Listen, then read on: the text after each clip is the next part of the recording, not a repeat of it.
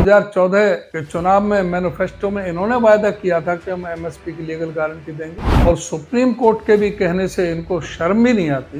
हरियाणा में बीजेपी की है, सेंट्रल में बीजेपी की है, कांग्रेस का नाम कैसे ले रहे हैं? उनके मांगे माननी चाहिए, सरकार को बातचीत करनी चाहिए, उसका समाधान होना चाहिए। हरियाणा कांग्रेस प्रदेश अध्यक्ष उदयबान ने बीजेपी सरकार पर निशाना साधते हुए कहा कि भाजपा किसान मजदूर और व्यापारी विरोधी पार्टी है।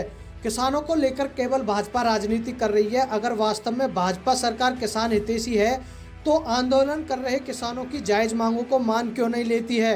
हरियाणा कांग्रेस प्रदेश अध्यक्ष उदयबान ने कहा कि देश के प्रधानमंत्री नरेंद्र मोदी जब कभी मुख्यमंत्री हुआ करते थे उस समय उन्होंने ही डॉक्टर मनमोहन सिंह को पत्र लिखा था कि किसानों के हित के लिए एमएसपी पर लीगल गारंटी दी जाए। इतना ही नहीं, वर्ष 2014 के चुनाव के समय भाजपा ने ही अपने मैनिफेस्टो में लिखा था कि वह एमएसपी पर लीगल कानूनी गारंटी देंगे और किसानों की आय को दोगुना करने का काम करेंगे। लेकिन किसानों की आय को दोगुना करने की बजाय बड़े घरानों को लाभ पहुंचाने के लिए भाजपा किसानों के लिए 3 कृषि काले कानून लेकर आई, जिन 3 काले कानूनों के विरोध में किसानों को आंदोलन करना पड़ा।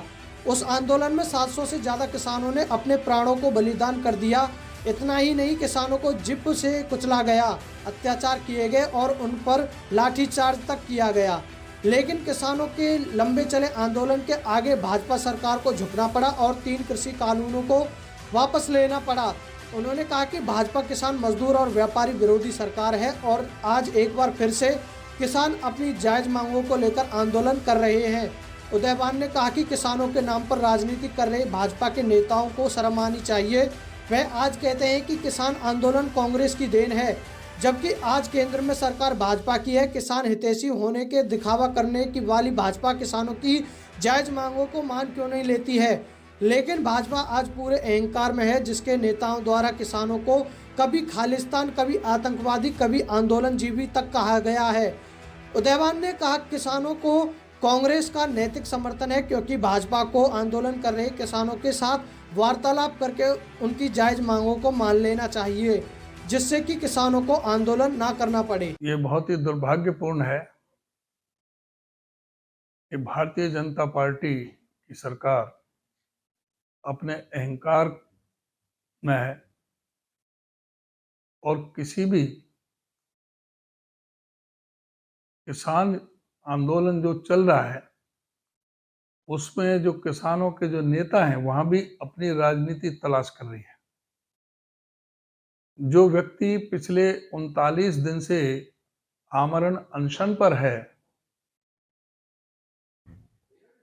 और सुप्रीम कोर्ट के भी कहने से इनको शर्म भी नहीं आती कि इनके जो मंत्री जो वैसे मुख्यमंत्रियों को चिट्ठी लिख रहा है, दिल्ली के बारे में पूछ रहा है, कृषि मंत्री शिवराज सिंह चौहान, लेकिन समय नहीं है कि किसी किसानों से बातचीत कर सके। वैसे कहते हैं कि हम किसानों के नेता हैं। उनकी जो मांगे हैं, जो न्यायोचित मांगे हैं, उनसे बात करें। यही प्रधानमंत्री जी जब मुख्यमंत्री थे, इन्होंने पत्र लिखा था डॉक्टर मनमोहन सिंह को कि एमएसपी की लीगल गारंटी दी जाए। 2014 के चुनाव में मैनिफेस्टो में इन्होंने वायदा किया था कि हम एमएसपी की लीगल गारंटी देंगे। इन्होंने कहा था कि हम किसानों की आमदनी दुगनी करेंगे, और इन लोगों ने बगैर किसी से परामर्श किए 3 काले कानून लेकर के आए।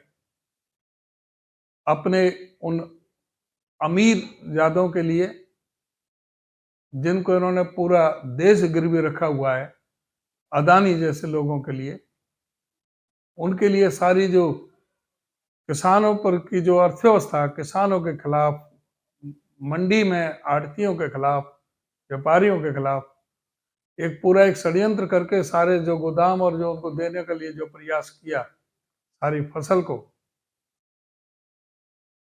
वो एमएसपी की कानूनी गारंटी मांग रहे हैं। किसान मांगते हैं तो उनको कभी जीप से कुचला जाता है।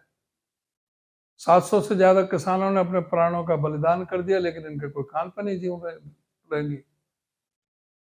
अब किसान नेता दल्लेवाल आमरण अनशन पर बैठे हुए हैं, इनको यहाँ भी राजनीति सूझ रही है। यहाँ भी कहते हैं कि भाई इसके पीछे कांग्रेस का हाथ है।